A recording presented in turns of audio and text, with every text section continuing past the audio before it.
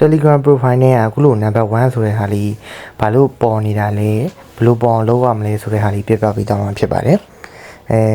ဒီမှာဒီဟာလေး1ဆိုတဲ့ဟာလေးနှိပ်လိုက်လို့ရှိရင်ဆိုတော့ဒီမှာ Telegram gift တွေရ gift တွေဝယ်လို့ရှိရင်လည်းရပါမယ်ပြီးလို့ရှိရင်ကိုယ် gift ပေးတဲ့သူတွေရှိရနေတယ်ဒီအ level ကသူ့အစင်လိုက်တိုင်းတက်မှာပေါ့နော်ပြီးရင်ကိုယ် gift ပေးတဲ့လူတွေရှိရမှာဒီ compass to star ဆိုတဲ့ဟာလေးအဟာလေးကိုပြောင်းလို့ရှိရင်လည်းသူကဒီမှာဒီ rating တွေတက်မယ်ပေါ့ဗျာအဲ့ဒီဟာလေးကိုဘယ်လိုလုပ်ရလဲဆိုတော့ကျွန်တော်နောက်တစ်ခေါက်အနေပြီးတော့အစမ်းပြပေးပါမယ်ကျွန်တော်နောက်တစ်ခေါက် F gift ကိုပို့ပြီးတော့ပေါ့နော်ဘယ်လို level တက်အောင်လုပ်မလဲဆိုတဲ့ဟာလေးပါ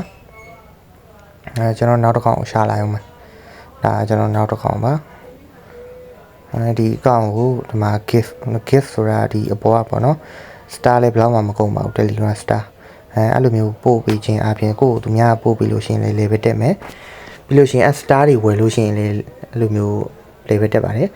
နောက်တစ်ခေါက်နဲ့ဝင်လိုက်တာပေါ့နော်ဒီအောက်မှာ save for 73 star ဆိုတဲ့ဟာလေးရှိပါတယ်အဲ့ဟာလေးကဒီမှာ next day တဲ့အဟာလေးကဘာပြောလဲဆိုတော့နောက်6ရက်နေလို့မှဒီဟာကို star မပြောင်းဆိုရင်သူကပြောင်းလို့မရတော့ပါဘူးအဲ့တော့ဒီဟာလေးကိုကျွန်တော်တို့ဒီမှာပြန်ပြီးတော့ပြောင်းကြည့်ပါမယ်ဒီမှာ compass ဆိုတဲ့ဟာလေးနှိပ်ပြရမှာပါအဟာကအယုတ်ကနေပြီးတော့ star ပြန်ပြောင်းတာပါဒီ star ဝယ်တဲ့သူရောင်းတဲ့သူတွေလည်းတချို့ဒီလိုမျိုး small star ရောင်းလို့ရှိရင်ဒီလိုမျိုးလုပ်ပါတယ်အခါကျရင်အယုတ်ကပျောက်ပြီးတော့ star အဖြစ်ပြောင်းသွားမှာပါအဲ့လိုမျိုးနဲ့လေ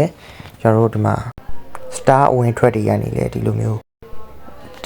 ကိုယ့်ရဲ့ rating တွေတက်နေမှာဖြစ်ပါတယ်ဒါ star ability ပေါ့နော်